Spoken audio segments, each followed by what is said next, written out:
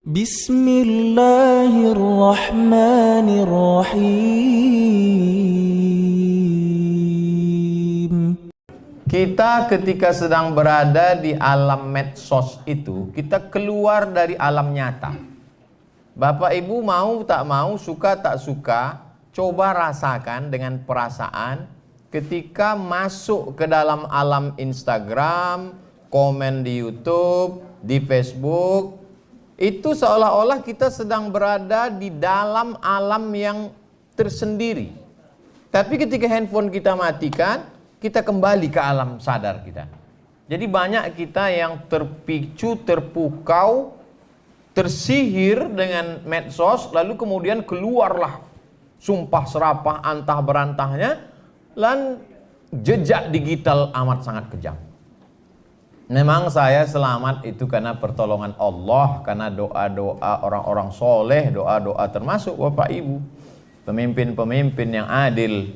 Tapi juga tidak terlepas dari ikhtiar kita sebagai ahlu sunnah wal jamaah. Di antaranya saya tidak pernah menyebut nama, tidak pernah menyebut partai, hanya menyebut sifat, hanya menyebut tabiat. Itu maka sulit orang untuk tapi saya tak mau takbur, bisa jadi nanti keceplosan terlepas pula kan.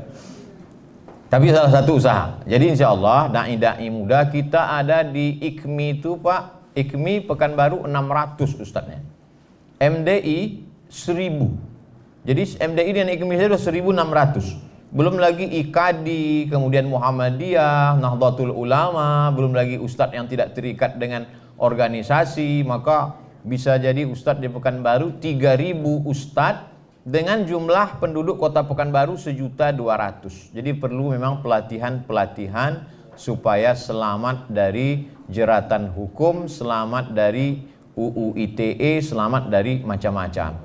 Tapi yang paling jelas kalau kita ambil sejarah Nabi Muhammad SAW, ketika tahun ke-6 Hijrah Nabi pergi dari kota Madinah menuju Makkah. Waktu itu Abu Jahal, Abu Lahab masih berkuasa, Abu Sufyan. Lalu kemudian ketika Nabi akan masuk, mereka tidak kasih masuk.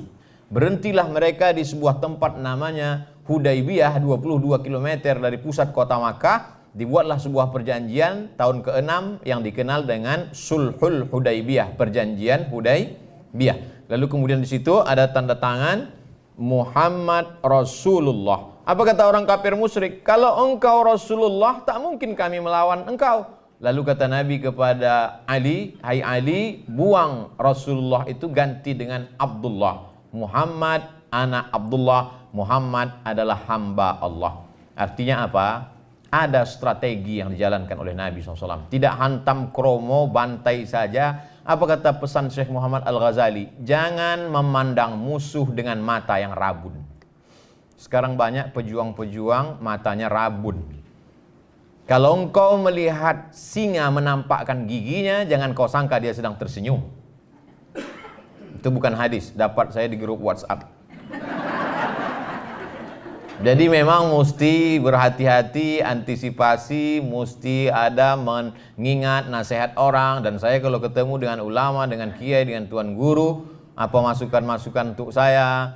Ada kawan-kawan ceramah di advokat, pengacara, apa ya, mereka sampaikan semua. Tapi balik lagi kepada kalau kita sudah berusaha optimal, terjadi juga qadar Allah. Tapi kalau kita tidak ada usaha, maka sesungguhnya itu adalah hukum sebab dan akibat. Jadi pertanyaan Bapak sekaligus juga sebagai pengingat-pengingat untuk saya, supaya kita menjalani ini. Intinya hidup ini tidak pernah ada selesai as-sira' bainal haqqi wal batil, antara hak dan batil. Itu sudah sunnatullah. Ada Kabil, ada Habil, ada Musa, ada Fir'aun, ada Ibrahim, ada Namrus, ada Nabi Muhammad SAW, ada Abu Jahal, Abu Lahab. Bapak Ibu, kalau kebetulan ada teman yang kira-kira selalu mengganggu, katakan begitu. Aku sabar menghadapi engkau, karena memang sudah begitu dari dulu. Ada Kabil, ada Habil, ada Musa, ada Fir'aun, ada Namrus, ada Ibrahim, ada Nabi, ada Abu Lahab, ada aku, dan ada kau.